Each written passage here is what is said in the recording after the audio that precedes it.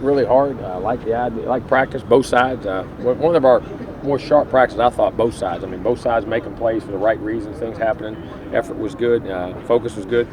Most the whole practice, it was really good practice, I thought. Questions? One of the things we heard DeMarcus say yesterday was Michigan kind of runs this old school sort of offense. How would you describe their offense and maybe how it's different than what you see? Real football. Not old school. It ain't old school at all. It's real ball. Watch Sundays. It's what you see on Sundays. And they're good at it. They're physical. And they can run it. And they throw it. And they mix formations and play action. And I mean, you're talking about you see more spread things now like in college, but it's real football. Good football. This is one of the deeper groups of running backs you face. I think they got 9, 10 different guys. Oh yeah, they're deep. They're experienced. They got leadership, senior leadership on both sides of the ball everywhere. I mean, in all aspects. But they rotate a lot of guys in there. They do. Michigan is one of the top run defenses in the country. How do you get you guys going? Watch film. You either get going or get your butt kicked. So you got to go block them. It's line up. I mean, they play the run well, always have, and have big physical guys, and we're gonna have to block them. I mean, get them going. I mean, it ain't hard to get them going. Just got to get them blocked. Michigan State was able to have success, running through the tackles. How They did did. that look good for you guys? I hope so. I mean, if we can block them. I mean, Michigan State was physical and they ran the football. I mean, some teams have ran the football and they've stopped some teams. I mean, but they that was their game and that's what they committed to, and they did a good job of it. They moved the ball well. You're facing a defense that has so many seniors and guys that don't make a lot of mistakes. What are the keys to having success against them? Execution. I mean, you can't make mistakes either. That's what puts pressure back on you. Your technique, your alignments, your assignments, and you can't have mental lapses. Lapses, just small things, because they take advantage of it. They play very hard, and that's the thing about senior-laden teams, man. They're hard to they don't give you anything. You have to go. You're gonna have to make contested catches. You're gonna have to break tackles. You're gonna have to make blocks. I mean, they're not gonna jump out of gaps and all of a sudden, it's like, as you hear me say, sometimes you make plays for the wrong reason. In other words, because the other team messed up. Now it's great you took advantage of them, but if they did it right, would you really be good at it? And that's what they make you do every daggone play. We got a chance to talk to a couple guys about the defensive line and the growth they've had this year.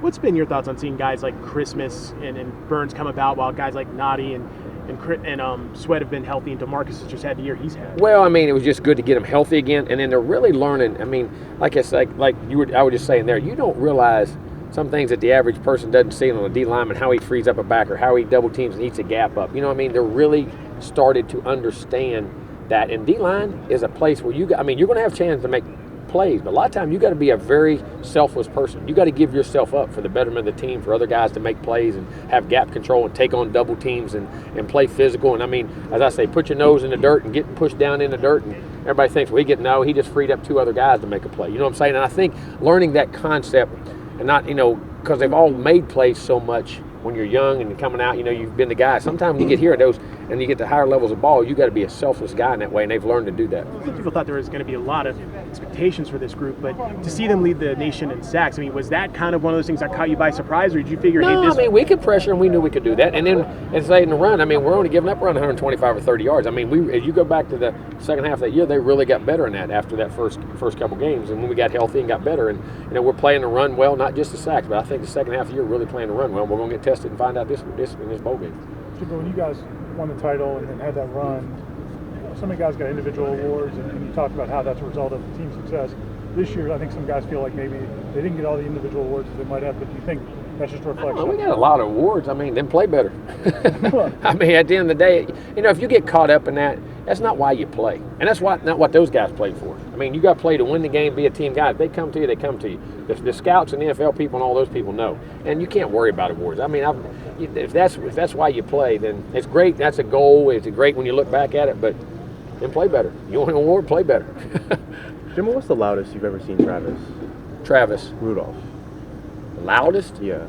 Arguing in there over a basketball game, so who was going to win the NBA title, and they was in it, that whole team was split in half, and who was going to win it. They were arguing back and forth. That's about the loudest I ever heard. For a guy like him, that's kind of kind of quiet, kind of timid. How does he lead? Especially his receiver. He group? talks. Now he is quiet, but he talks a little bit. I mean, he's not as quiet as you see him around the guys. You know what I mean? And then by example, how he works.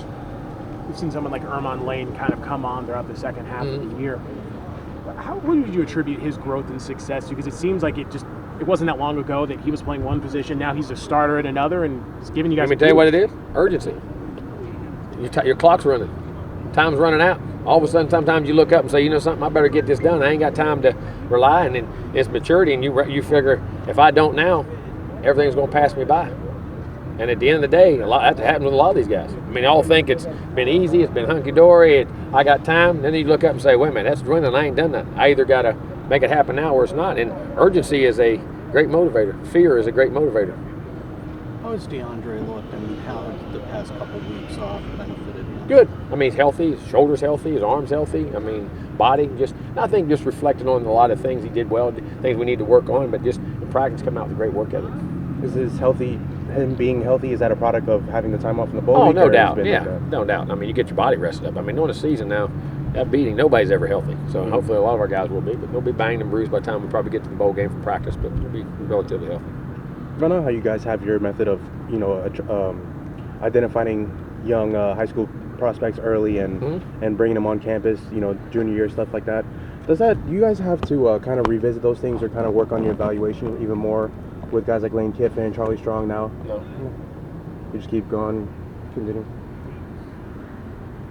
Why do you think Harbaugh's been able to be this successful at Michigan? It was in a rut before he got there. Well, I think they got good players. They got an experienced team, and I think he's a good coach. I mean, I think they got two things. They've got a combination of good players, and he's a good football coach.